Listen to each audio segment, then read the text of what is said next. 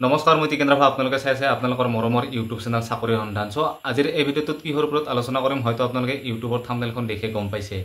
হয়, আজিৰ এই ভিডিঅ'টোত আমি আলোচনা কৰিম SSC জিডিৰ ফিজিকেল টেষ্ট কেতিয়া হ'ব পাৰে। যিহেতু মানে নতুন ল'ৰা ছোৱালীখিনি এই বিষয়টোৰ ওপৰত খুবেই এক্সাইটেড হৈ আছে যে ফিজিকেল টেষ্ট কেতিয়া হ'ব।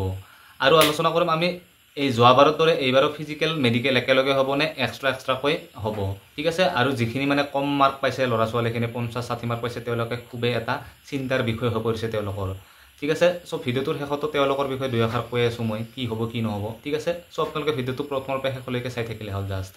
SSCৰ আগৰ প্ৰচেছটোৱে ভাল আছিল, যিটো 2018 চন 2021 2022 যিটো প্ৰচেছ আছিলে। ফিজিকেল প্ৰথমতে পাতিব, তাৰপিছত এমাহ 2 মাহৰ পিছত তেওঁলোকে মেডিকেলৰ কাৰণে মাতিছিল। কাট অফ তিনিটা লাগিছিল, হয়। প্ৰথমতে লাগিছিল ফিজিকেলৰ কাট অফ, তাৰপাছত লাগিছিলে মেডিকেলৰ কাট অফ, তাৰপিছত লাগিছিলে ফাইনেল কাট অফ। এতিয়া দুটা কাট অফ লাগে, যিটো প্ৰচেছ মানে যোৱাবাৰ ফ্ল' কৰিছে। প্ৰথমতে এটা ফিজিকেলৰ কাট অফ লাগিব, তাৰপিছত ফাইনেল কাট অফ লাগিব। এতিয়া মেডিকেলৰ কাট অফ নাই আৰু, ঠিক আছে। কম নাম্বাৰ পোৱা ল'ৰা ছোৱালীখিনিও মেডিকেল দিব পাব, বেছিখিনিওতো পাবই এনেকুৱা ধৰণৰ কথা, ঠিক আছে। আৰু মই ভাবোঁ এইবাৰো সেই প্ৰচেছটোৱে কৰিব, SSCয়ে যোৱাবাৰৰ দৰে প্ৰচেছটোৱে কৰিব, ফিজিকেল প্লাছ মেডিকেল একেলগে হ'ব মই ভাবোঁ। যদিহে মানে ফিজিকেল বা মেডিকেল বেলেগকৈ হ'লে তেতিয়াহ'লে হয়তো ইমান দিন ফিজিকেলৰ কাৰণে কিবা নটিচ আহিল হয়, ঠিক আছে। এতিয়াতো ফিজিকেলৰ কাৰণে একো নটিচে অহা নাই, সেইকাৰণে মই ভাবোঁ যে ফিজিকেল প্লাছ মেডিকেল যোৱাবাৰৰ দৰে একেলগে হ'ব। এতিয়া ছেকেণ্ড কথাটো হৈছে ফিজিকেল টেষ্ট কেতিয়ালৈকে হ'ব পাৰে, ঠিক আছে। যোৱাবাৰ আৰম্ভ হৈছিলে 23 ছেপ্টেম্বৰত আৰম্ভ হৈছিলে আৰু শেষ হৈছিলে 8 অক্টোবৰত, ঠিক আছে। আৰু মোৰ ফিজিকেল আছিলে 28 অক্টোবৰত, ঠিক আছে। প্ৰায় 39 দিন ফিজিকেল প্লাছ মেডিকেল চলিছে SSC জিডিত যোৱাবাৰ।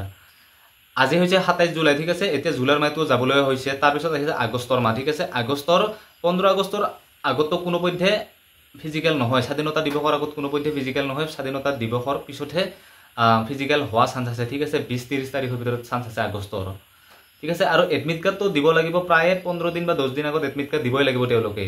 তেতিয়াহে মানে ল'ৰা ছোৱালীখিনি গম পাম না আমি এনেকুৱা ধৰণৰ কথা, নটিচ দিবই লাগিব 15 দিন বা 10 দিনৰ আগত। সেইকাৰণে মই ভাবোঁ যে আগষ্টৰ মাহটোও যাব, ছেপ্টেম্বৰৰ পৰা হয়তো ফিজিকেল আৰম্ভ হ'ব পাৰে SSCৰ, ঠিক আছে। ছেপ্টেম্বৰৰ পৰা অক্টোবৰলৈকে, তাৰপিছত নৱেম্বৰৰ মাহটো গেপ থাকিলে, তাৰপিছত ডিচেম্বৰত হয়তো ফাইনেল ৰিজাল্ট দি দিব। মানে মোৰ এক্সপেক্টেড হিচাপত মই মানে আনুমানিক হিচাপতহে কৈছোঁ যে ছেপ্টেম্বৰৰ পৰা আপোনালোকৰ ফিজিকেল হ'ব অক্টোবৰলৈকে, ঠিক আছে। অক্টোবৰ বা নৱেম্বৰৰ মাজলৈকে, কাৰণ যিহেতু ফিজিকেল প্লাছ মেডিকেল চলিব সেইকাৰণে মানে অলপ টাইম ল'ব, মানে দীঘলীয়া সময় ল'ব, ঠিক আছে। তাৰপিছত আমাৰ নৱেম্বৰৰ মাহটো থাকি গ'ল, নৱেম্বৰৰ মাহটো গেপ ৰাখি কিনে আমাৰ ডিচেম্বৰত হয়তো ফাইনেল ৰিজাল্ট দি দিব।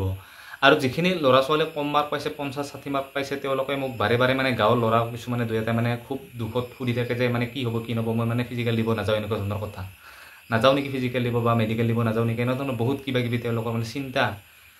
চ' তেওঁলোকক মই কৈছোঁ যে আপোনালোকে যিখিনি মাৰ্ক পাইছে, মই আগৰ ভিডিঅ'টোতো কৈছোঁ, যিখিনি মাৰ্ক পাইছে আপোনালোকে সেইখিনি মাৰ্ক লৈ আপোনালোকে সন্তুষ্টিত থাকক, আপোনালোকৰ ফাইনেল মেৰিট হ'বই হ'ব। মই কৈছোঁ যদি প্ৰত্যেক ল'ৰাই যদি বেছি মাৰ্ক পালে হয় তেতিয়াহ'লে কাট অফ অভিয়াছলি আপোনালোকে গম পাইছে ফিজিকেল কাট অফ বেছি গ'লে হয়। কম ল'ৰা ছোৱালীয়ে কম মাৰ্ক পোৱাৰ কাৰণেহে ফিজিকেলৰ কাট অফটো কম গৈছে, আপোনালোকে ভাবি চাওক।